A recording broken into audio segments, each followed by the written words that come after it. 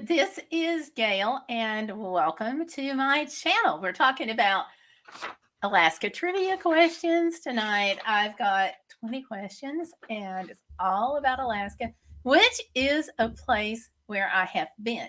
Now, if you have any questions about road trips or driving to Alaska or how to get to Alaska on a budget or traveling with a service dog on a long trip, go ahead and ask while we're live streaming, and I'll be glad to answer those because I have been to Alaska now in 2009 and then 2015, 17, 19, 23, and I flew up in 2020.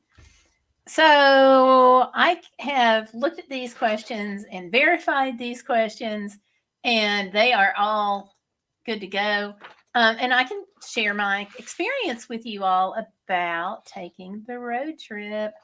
And I did van life going to Alaska. I didn't try to do RV life just because driving a fifth wheel on the Alaska highway or a travel trailer is going to be really challenging. And yeah, I'm not going to do that. just no. Not my thing. Not my thing. So we're just going to go ahead and go with these. And like I said, if you have questions, I did it sort of as a budget trip because I did it as part of a mission trip. So I actually hauled things for the mission team on up to Alaska, and I had to be there at a set day, date, and time. So I was kind of under the gun. But I think that by doing it with van life, I think that was probably the least expensive way that I could have done it. Staying in hotels, I mean, you can take the trip and you can stay in hotels all the way across the continent, but it's going to be expensive. But some people do that, and they will, not just stay in hotels, but once they get there, and this I don't understand, but I talked to a couple who did this.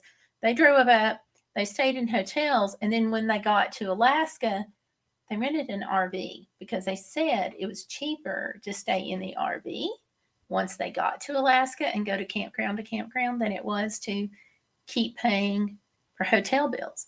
That's before hotels got stupidly expensive. And yeah. So, what is going on here? I don't know what's up. Okay. Sorry, I just got this weird thing up. Okay, so I was streaming a few minutes ago.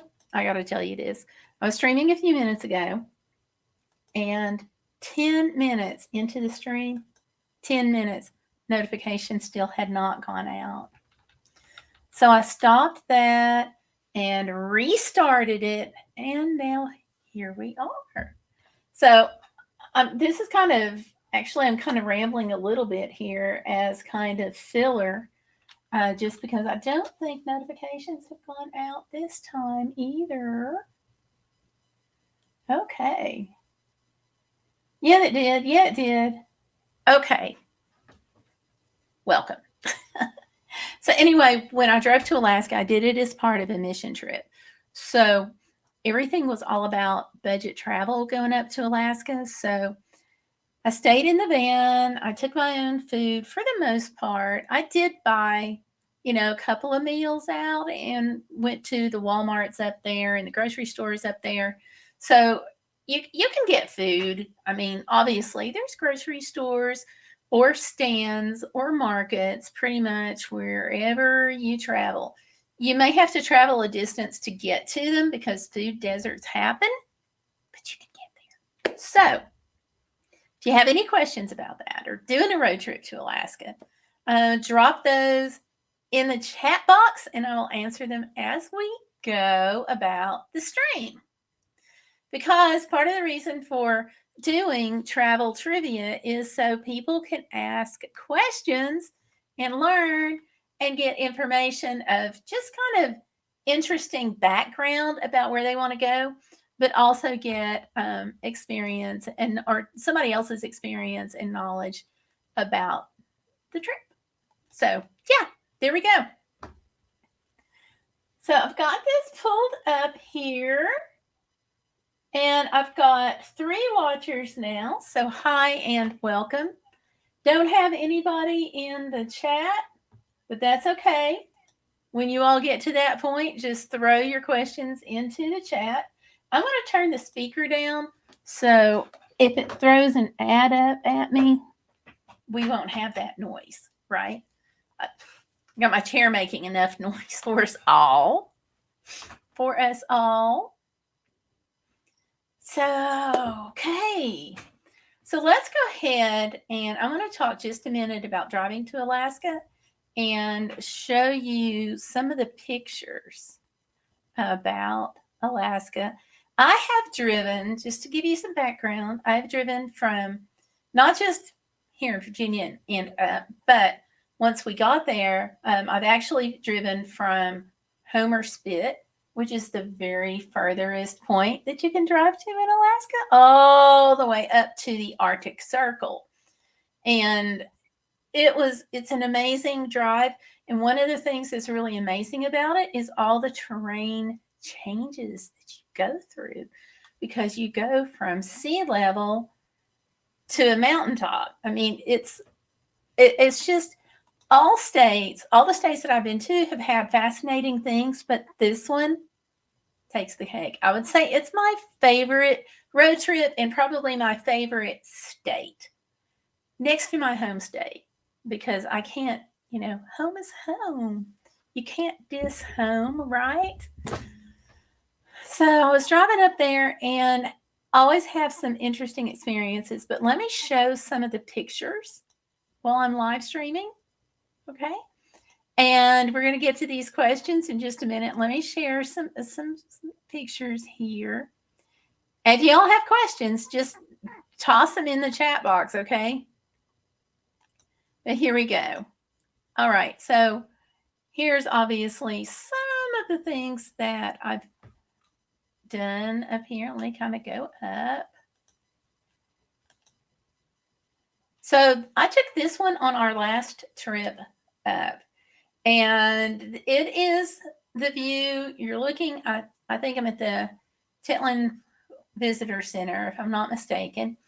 And a lot of what you see out there that's white, a lot of this part, that's actually smoke. So you've got to have some communications tools at your disposal, that if you have to go around an area because they've closed it due to fire, you need to be able to do that. So have that available. And yep, this is the Tetlin National Wildlife Refuge. U.S. Fish and Wildlife Service. It's one of the first things that you see as you drive into Alaska once you get there. It's beautiful. Absolutely beautiful. All the state is just incredible. And the nicest people, oh my gosh, the nicest. And I'm just scrolling through here real quick. Here's Hatcher Pass Summit. We're at close to 4,000 feet above sea level there. And look at this view. That's at Hatcher Pass. And this road is only open during the summer. You cannot take this road. We went in, we're there at the end of July, and we're in the middle of summer, and it was cold. We were wearing our jackets. And contrast that, when I went several years ago on up to the Arctic Circle, we were wearing shorts at the Arctic Circle because it was that warm. So yeah, this is in Denali Village, which is part of Denali, or at the edge of Denali National Park, which is where you have Denali Mountain, which is also called Mount McKinley. So a little bit of name shifting there. You may want to know that in a few minutes, just saying. This is also part of it. This is a braided river going through Denali National Park.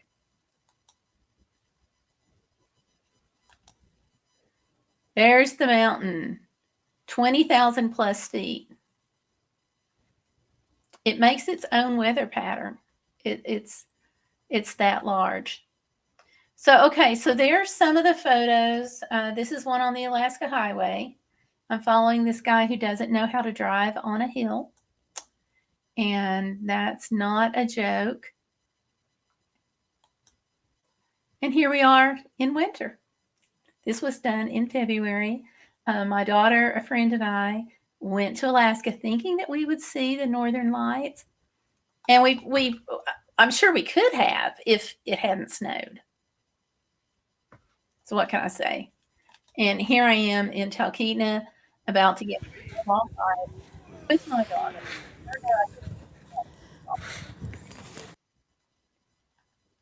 So anyway, that's a little bit about Alaska and about driving up. It's an amazing drive. Now this is in winter, so obviously we didn't drive in winter. We flew, but then we got a rental car so we could drive around. You have to be careful about driving in winter in Alaska because it can be so cold there that some of the fluids start freezing up in the car and you have to have a heater on it. At the time that we were there, it was in the 40s. It was actually colder at home than it was in Alaska. What can I say? You just expect anything. So when you're out and you're driving, make sure that you take layers. You want a short sleeve shirt, long sleeve jacket, long sleeve shirt, just stay warm, dress in layers. So, okay. Hey, welcome. Hope you're doing great tonight. We've got 4 watchers now. So, woo! Thank you for coming in. Okay, let's get on these Alaska trivia questions if you want to. Here we go. Number 1. What is Alaska's official nickname? What is it? If you have seen any shows on Alaska, you may have actually heard this mentioned. So I'm not going to give you a hint. But it is, what's Alaska's official nickname? The Last Frontier.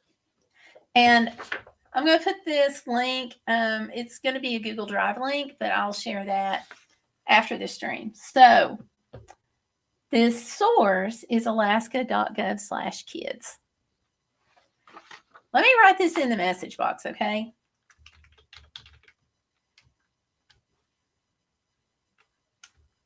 Whoops, Alaska. I can't type. Okay, the Last Frontier. That's the nickname. Question 2. What is Alaska's state motto? What is Alaska's state motto?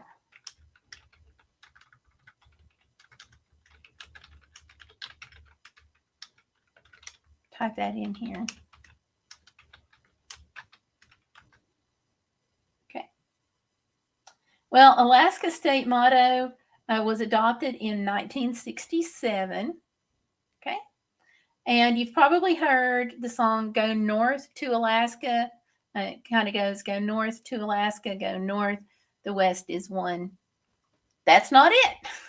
Believe it or not. It is similar though. Okay. The motto is North to the Future. North to the future.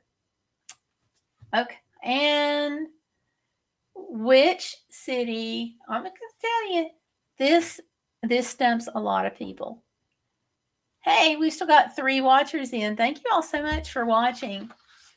Go ahead, toss your questions down in the chat box.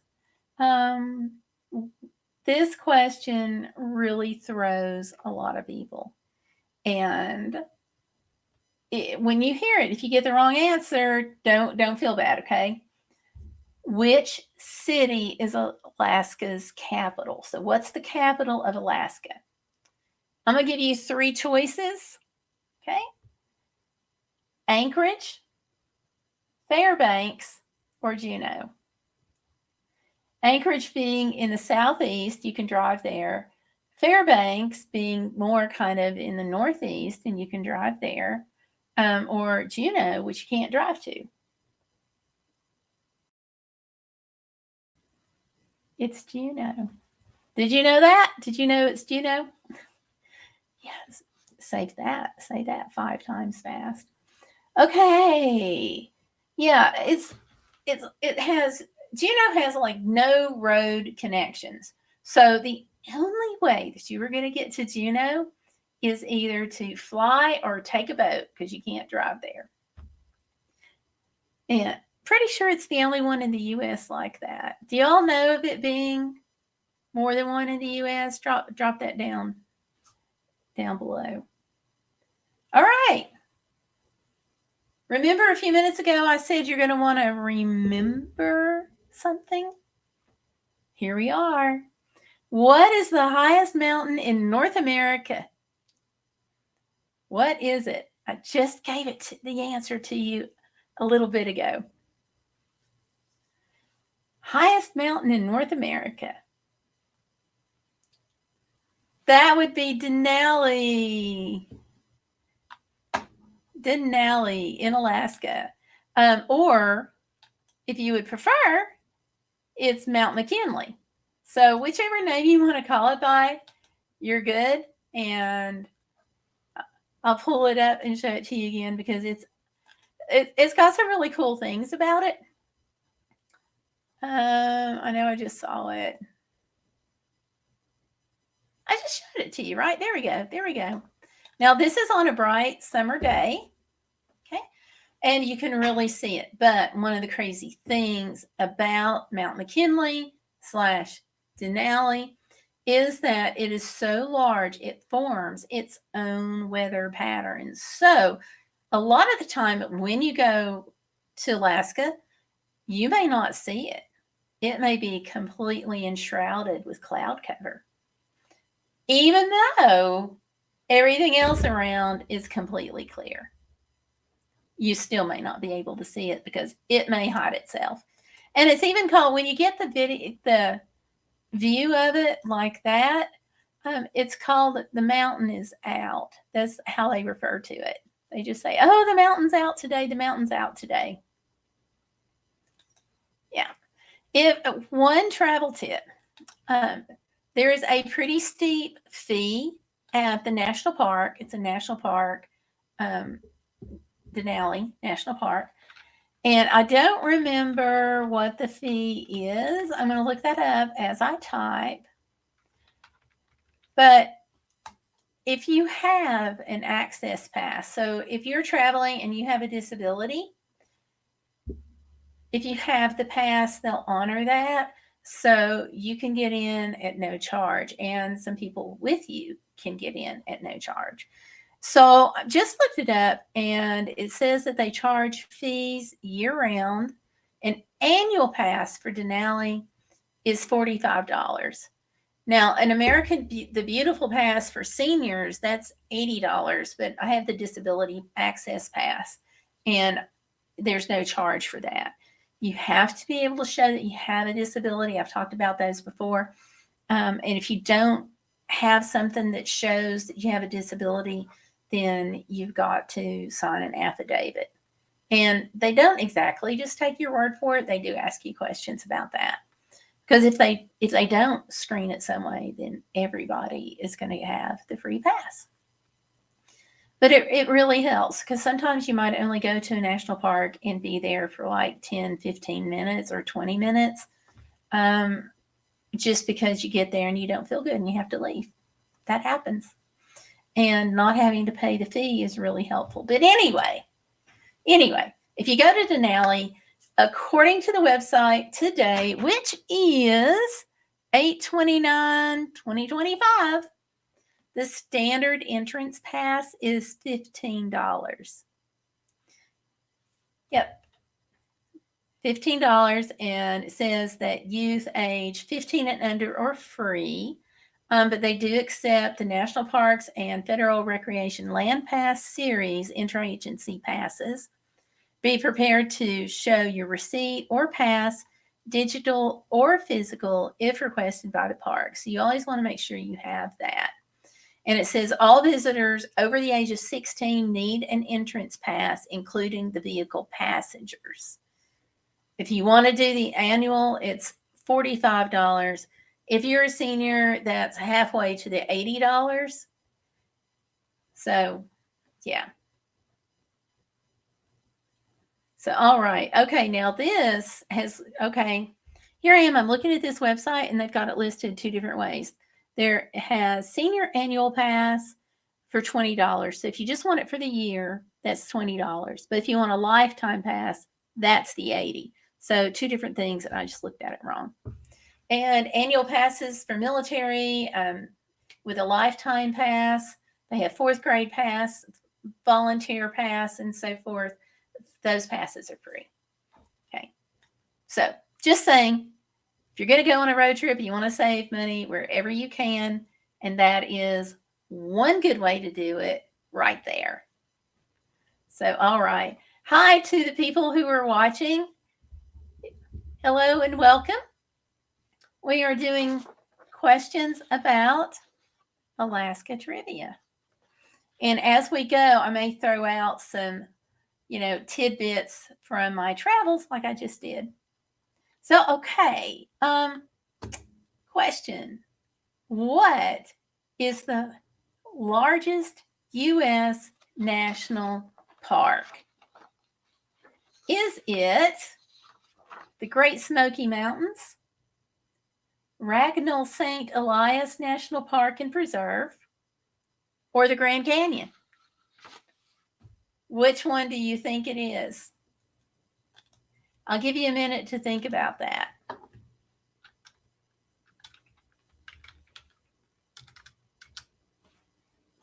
Give you a minute. I should have some kind of music, right?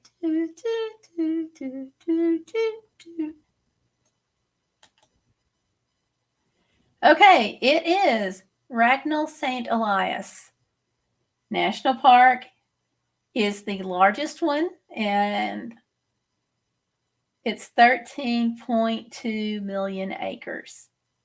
It's freaking amazing. My husband and I went. You actually pass one of the park entrances as you go into Alaska. If you've driven around the Alaska Highway and taken the Tok Cutoff, which is the name of it, it cuts off like a massive corner. And if you do that, then you're going to pass an entrance for Ragnall St. Elias. Now, I cannot begin to describe how amazing this national park is. And I'm going to show you, this is where you also want to make sure you have a jacket, because we were there in late summer, okay? And look what we're having to do. Yes, we are in our jackets. That's actually a long sleeve shirt I have on underneath it as I'm holding the selfie stick. My husband's behind me, and it's cold. And we're there, I want to say the 3rd, 4th week of July in midsummer, and it's cold. And that's just the way it is. But it's Ragnall St. Elias National Park and Preserve. Ignore my hair. It was also windy. Super windy there. Just the way it was. Now, on up the next one. I have not been to this one. Okay, I will confess my sins. I've not been there. What is the largest U.S. national forest? Is it, get this, the Everglades? Is it the Blue Ridge Parkway? Or is it the Tongass National Forest? Guess. Take a guess. Take a guess. Take a guess. Which one do you think it is? It is the Tongass National Forest. And just to let you know, It is 17 million acres, and that's in Alaska. I can't even imagine 17 million acres, or I couldn't imagine 17 million acres until I actually went to Alaska and saw the huge, massive expanses. And I haven't even been to this part yet. So it's on my list, though. Don't worry. Do not worry. It is on my long and ever-growing list. Now, something that you're going to want to do when you go to Alaska is see all the different amazing things for history and culture that you can possibly get into. And this next question leads into that.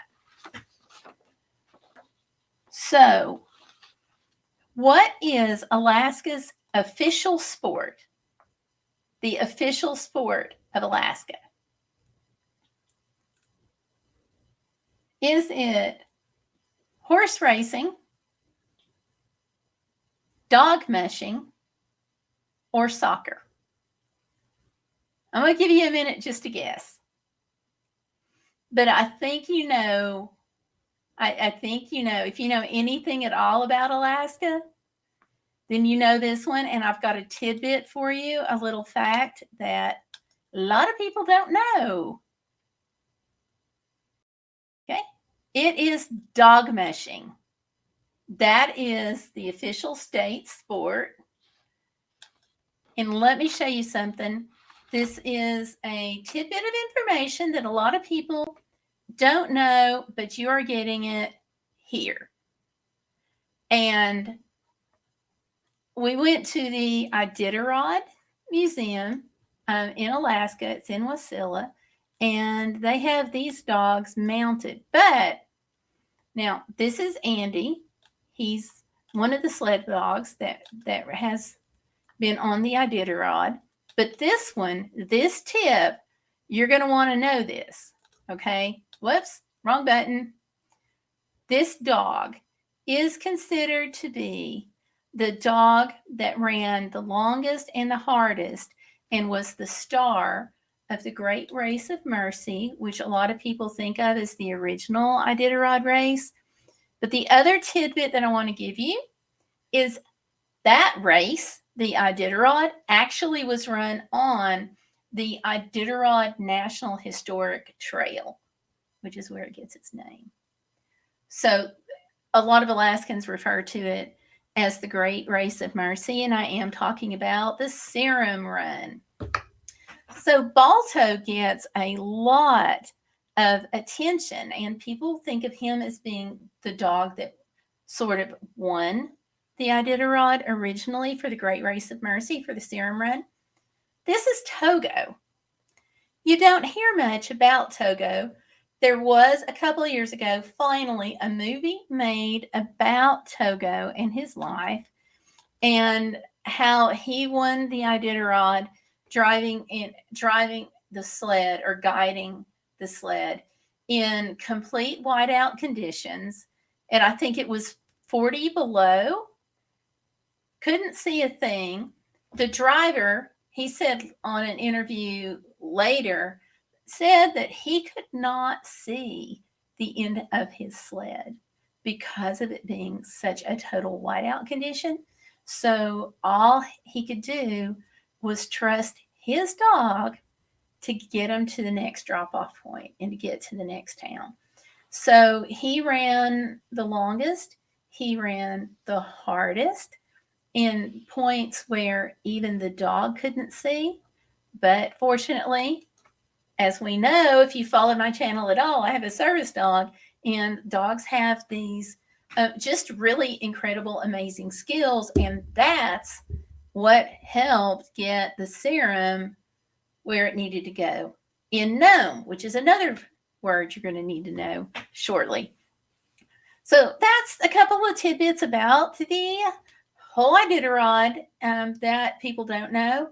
And if you go to Denali National Park, one of the opportunities that you have there is to actually see a sled dog demonstration, and they will, or dog sled team demonstration. They will let you pet the sled dogs, And you can actually stand on the sled itself. No extra charge for that. We didn't have to pay anything. It was just an amazing experience. So if you go to Denali National Park and you're going to see Mount McKinley, then try to do that. Just because it's one of the neatest experiences you could ever have. It's amazing. Okay, now.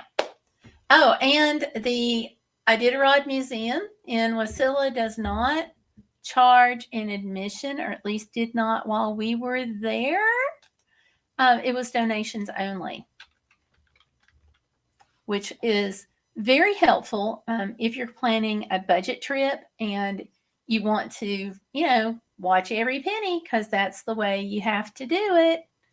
So, yeah, it's a really interesting place, and it's called the Iditarod Trail Race Headquarters in Wasilla, which is not where the Iditarod starts, and we're going to talk about that in a minute too. Okay, moving right along, but still talking about the Iditarod.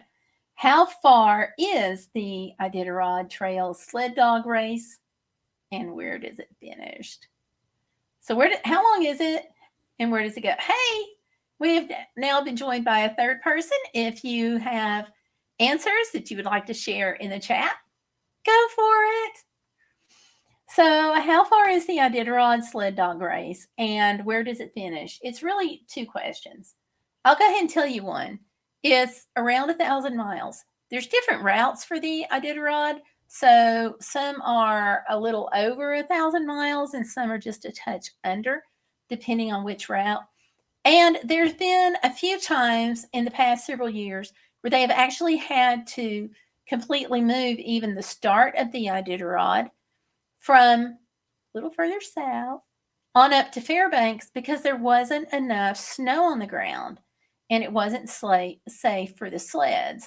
So the interesting thing about that is you still need dogs up there for the dog sleds, because there are times when the dogs can go and vehicles can't, and times when dogs can't go and vehicles can. And by vehicles, I'm talking about like your ATVs. So it's nearly 1,000 miles, and it finishes in Nome. So that's a nod to the Great Serum Run. All right. Now, this is something that it's another one of those little tidbits that a lot of people don't know, but if you go to Alaska and you talk to people, definitely if you go to the Iditarod Museum, you're going to know. And this actually, if you ask your friends this question, it may blow their minds, okay? Where does the Iditarod sled dog race officially begin? On years that they don't move it, okay? Where does it begin? Is it Anchorage, Alaska, Willow, Alaska, Wasilla, Alaska? Which one is it? This is a really cool answer, I've just got to say, because it's confusing. And there's a reason why it's confusing. And I'm going to tell you that. So if you have an answer, just go ahead and put it down there in the chat. We've got several watchers now. Thank you all for watching. And let's see here. You ready? You ready? It's Willow, Alaska. And the reason that people think it starts in Anchorage is because it kind of does. Now, how crazy is that? So, okay, let me explain this, because I don't want to confuse anybody or, make you, I just don't want to confuse you. What they do is they have a ceremonial start, and the ceremonial start is in Anchorage. There are more hotels and restaurants and places for people and the press to stay in Anchorage. So they do kind of this ceremonial start. And that's where sponsors can ride in the dog sleds and get their pictures made. And the press can get out there and take their photos and do what they do. And people can cheer and scream because it's a much larger city and with a lot more to offer. Now, Willow is actually where it starts the next day. So they have the whole ceremonial start in Anchorage.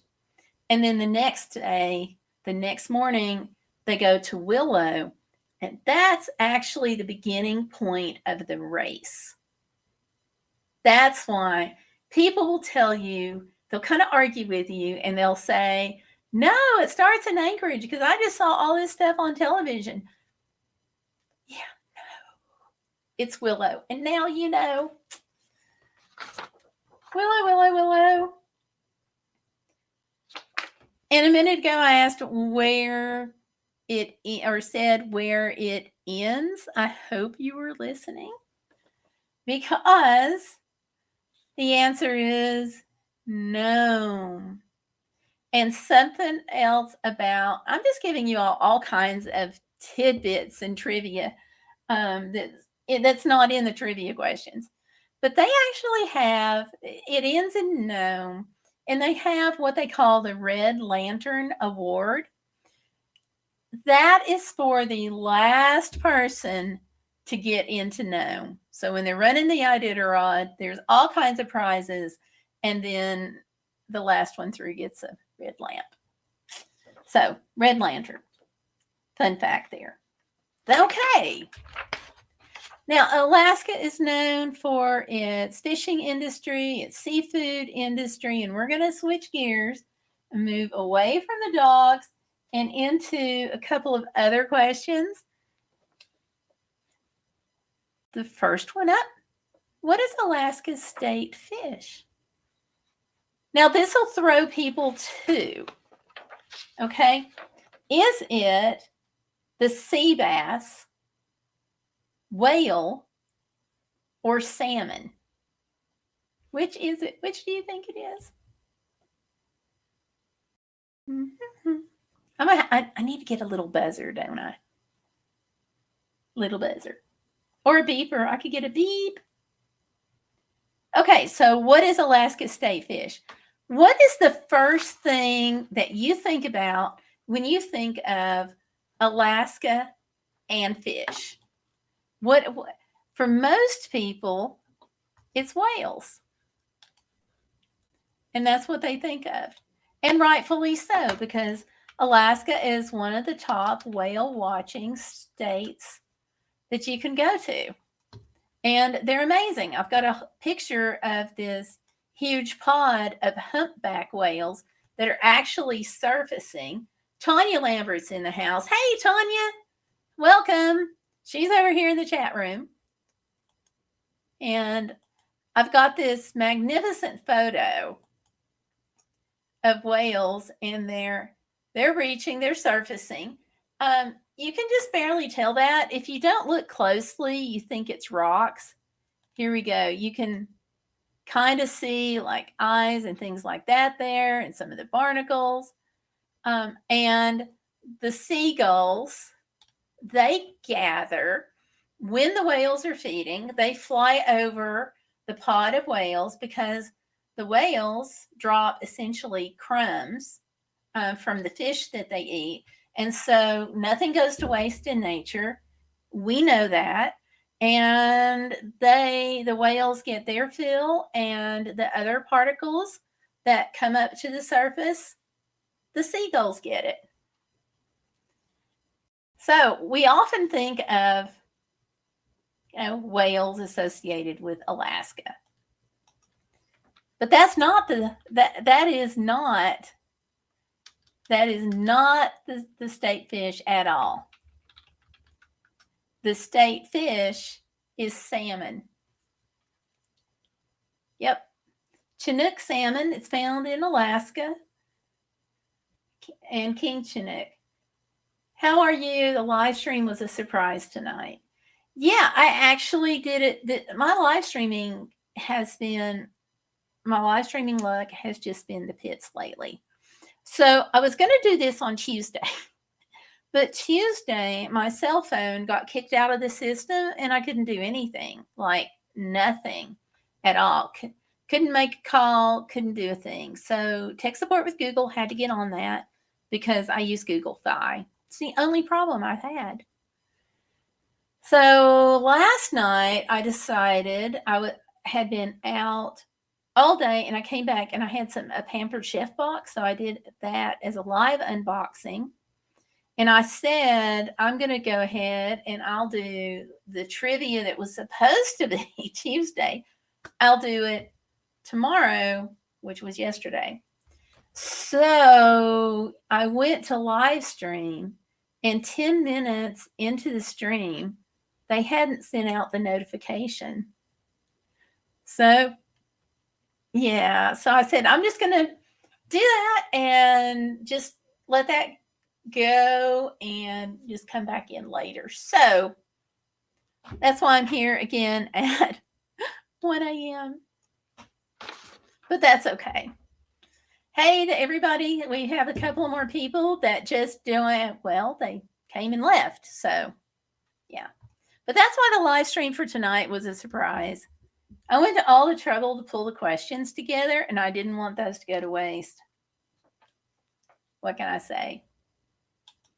All right, so the next one also throws people. I'm giving y'all so many tidbits. This is a really this is really a tidbit packed live stream, I'm going to say. You have just had a lot of challenges. Yep. It's been crazy. But in the whole theme of being bodacious and not letting life get in the way of living, here I am trying to stream. I'm glad you could catch it too. It's always great to see you. But this means you're up late too and not sleeping. Oh, and Tanya's reminding, like, share, and subscribe. Thank you. I always forget that. So, all right. Alaska state bird. Now, this one surprised me. Okay, even me, because I never thought about it. When I think of Alaska, well, the question is, what is Alaska state bird? And when I think of Alaska, I think of eagles. I think of magpies. I don't think of ptarmigan. And I didn't know what ptarmigan is, but it's a type of bird. It's like a grouse, and there's different species of ptarmigan. There's willow, rock, and white-tailed ptarmigan. But the really interesting thing about ptarmigan that makes them fascinating is they change color with the seasons. So, like in the summer, their feathers are like all like brown and gray and kind of black looking, and they blend in with the rocks and the forest and the trees. And then it flips, and then winter, when it's snowy, they turn white. So they can camouflage in the snow, and they like cold northern environments. This is not a bird that we see like in the contiguous 48. They like the tundra. They like the alpines and those whole like subarctic regions where it's really cold, because it just blends in. And it's ptarmigan, and Ptarmigan. Ptarmigan.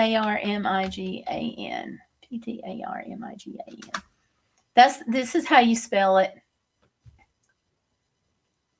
Yeah, and it's just a really cool bird. I just thought it was just the neatest thing, because how many birds camouflage themselves by changing color?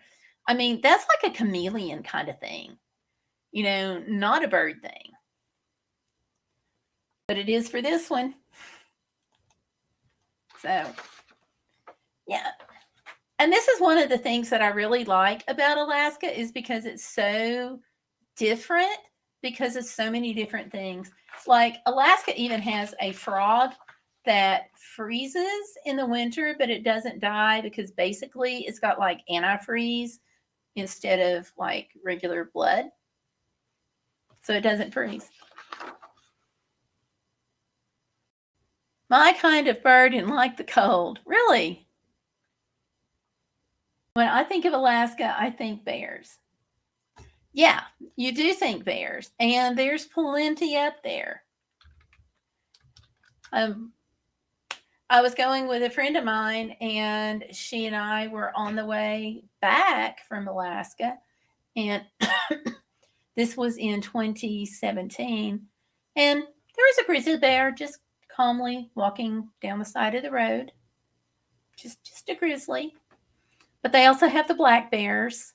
They are all over the place, and you have to watch it because at Denali National Park, which is where Mount McKinley is, you can actually pick the berries at the edge of the national park. And there's blueberries, and they're just wild, and they're on the ground, and you can go and you can pick whatever you want, which was like really, really cool. But you have to be careful because they tell you to keep a watch out because the bears also like the blueberries. So my friend and I heard that, and we thought we would stay close to the road where the noises of the cars pushed the bears back. But we did see this guy one night. He was just meandering through. We had pulled off, and we were actually going to go to sleep for the night because we're sleeping in the van, doing the whole van life thing. And I heard this noise. And coming from East Tennessee, we have bears that just make their appearance. And I think it was like 2 months ago, I had one on my carport. So when you hear the sounds, you recognize the sounds. And so we heard something large walking in the grass, and we looked out, and sure enough, there was this guy. And he wasn't bothering anything. He just was looking for something to eat in the flowers. Fortunately, he was in a vegetarian mood that night. I didn't have to worry about anything. But with the grizzly walking down the side of the road, that's not something you always see. But grizzlies, well, not just grizzlies, okay, a lot of the animals up there. So your moose, your elk, your caribou, your bison, they like to be beside the road because it's already nice and cleared off for them. So it's a path for them, although it's paved. And that's why. So, when you drive, you'll see like the huge bison herds and up by the road. And that's why. Because they like it easy too. I think that given an opportunity, I think that humans and animals can be a little lazy sometimes. So we got some really good photos of that. So yeah, we just got him from the road, and he's calmly hanging out there. He's dug himself a little hole, and he's just hanging out, having a good old time. And then driving down, here's, I don't even know how many there were this day on this video, but they're walking alongside of the road. They're over off on both sides of the bridge, just hanging out, just being animals. But yeah, that's one of the reasons why I like being there. Okay, Tanya says, I think of Alaska, I think of bears. They can have them. They can have bears. And I will say where I'm at, less bears. That's true. I think there's fewer down here in most areas. Tanya says she has bears and mountain lions, but you don't see either one very often. So, yay. She said, these are all reasons for me to stay away from Alaska, LOL. I'm afraid of big animals. Nice photos. you have to be careful around the big animals, but as long as you're careful and like you don't break the rules. I mean, those rules are in place for a reason. So if the state park says don't get within 50 yards or 100 yards of an animal, don't break that. That rule is there for a reason. And if you've seen the Instagram of Turons in Yellowstone, I think it's called, yeah, you just let them break the rules because they're a little bit of idiots. So it's just not something you want to do. It's not safe. The rules are in place for a reason. You know, when we went to Denali, I was a little disappointed because I wanted to get out and walk on the trails, but I have service dog Pepsi, and they said that legally they couldn't necessarily tell me not to take them a lot of places, but it was okay around the visitor center. And they couldn't tell me not to take them on the trails right around the visitor center, that they advised against it because bears and dogs don't like each other and they're known antagonists. So when we went deeper into Denali, they did place a restriction that he couldn't get out of the car. He had to stay in the car, of course, van. So we didn't stay that long. But it wasn't hot that day, so he was fine in the van. Plus, we had the window air conditioner and solar and stuff. So, I mean, he was fine, but I was a little bit disappointed. Let's see. Is Alaska a challenge for mobility issues more than any other states? It depends on what you're doing. If you want to go off and take a nature trail, then that's going to be a problem wherever you are. Otherwise, no, I didn't have any problems getting around. All the visitor centers are fully accessible, and didn't have any problems there. Your national parks all around those visitor centers are accessible. They have a city park called Earthquake Park, which is fascinating. They actually had an earthquake, which they call a Good Friday earthquake, and it rattled the coast from way north, way north of Anchorage to down on the peninsula past this town called Seward. But it basically wiped the town off the map, and there was massive damage all the way up through. So in Anchorage, they have what they call Earthquake Park, and the edge of Earthquake Park is actually where part of the mountain or hill, whichever you'd like to call it, sheared off and went into the water.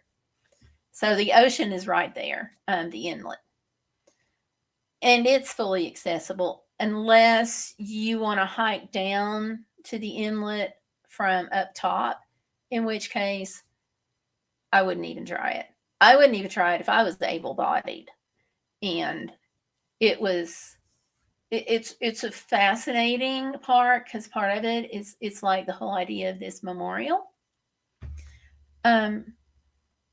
But no, I'm not going to say that it's any worse. In fact, I might go as far to say that it's a little more accessible than others because, like, even outside of Anchorage, you're going into like the Chugach National Forest, and right as you're outside of Anchorage, there's this huge boardwalk that goes across the wetlands. So you can go deep into the wetlands and you're on boardwalk the whole time.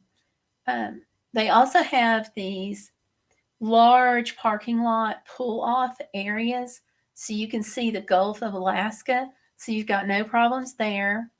I'm just trying to think. I didn't have any problems they have a park that's got like a train and stuff, and I'm trying to think of the name of it and it escapes me. But they have like the railroad keeper's cabin and stuff there, and I didn't have any problems there. So I'm going to say that it may be better than some. What do you do with your service dog when you go to state parks? With the van, being able to do van life, I left him in the van. And I would not necessarily have left him in the van if we didn't have the air conditioner in the back window and the solar so I could run it for a while. There have been several national parks where I couldn't get them out. Creek Nation has a park, Little Bighorn Battlefield, and they ask you to leave your dogs in the car. So I could do that there too. So yeah. Oh, you're gonna, okay. Thank you for coming in. You take care, and I hope you get some sleep. So good night. Say good night. Pet your pups for Pipsy, and I'll pet Pipsy for him too. So good night, Tanya. Good night, Archer, and good night, Tilly. So moving on to the next question. What is the Aurora Borealis? Is it a state flower, the northern lights, or a berry bush? Aurora Borealis. And let's see, Tanya says, yes, I'm in a lot of pain tonight, so I can't stay on a lot, but it was nice to see you. I'm sorry that you were in a lot of pain, or any amount of pain. I hope you can get the feeling better and get some rest. I'm going to be going to bed after a while too. So she can't stay on a lot. She's got some health issues, and she's got Archer to help take care of her some. So I hope you all three get some rest. So the answer to that question is, it is the northern lights. That's what the Aurora Borealis is. Often we hear it called the northern lights because it happens in Alaska. It happens in the north. So all of that, like North Canada and northern Alaska, and the farther north that you go in Alaska, the more likely you are to see the Aurora Borealis, the northern lights, unless, of course, it's like when I went and it's snowing. Next question, what is aurora season? Which flipped over is what is the best time to see the northern lights in Alaska? And the best time to see the northern lights is mid-August to mid-April. So roughly, the 15th through the 20th of August through the 15th, 20th of April, when it's dark. And they actually have predictions. So it's like the weather predictions. You can get northern lights predictions or aurora borealis predictions. So it's just like the weather, and it will tell you, this estimate of when the best days are to see them. But it's within a short time frame, like it's within a couple of weeks, so to speak. So that's the best time to see the northern lights. Really, if you go past that, the sun is up so much that all you see is sunshine, which is still pretty cool. Because especially if you're like up in Fairbanks, Prudhoe, then you really do get about 24 hours per day of sunlight because it never sets. It's up for like months, but when it goes down, they say it really goes down. So you'll have darkness for months. But the further south you go, the more light you get. So other than like being in the extreme north, you actually get a few hours of daylight, no matter what time of year you go. So, yeah. So, all right. So these are some of the questions that we have for tonight. We're into this for an hour, and I try to keep it to an hour. So I'm going to do some more questions on Tuesday. If all goes well and my phone doesn't mess up. So I will see you all Tuesday.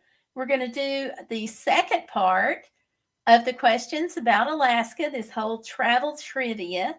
So if you have questions about the trip, about going to Alaska or driving or taking the road trip or anything, bring them. We'll talk about them. So thanks for watching. Always be bodacious. Don't let life get in the way of living. Like, share, subscribe, and I'll see you on Tuesday.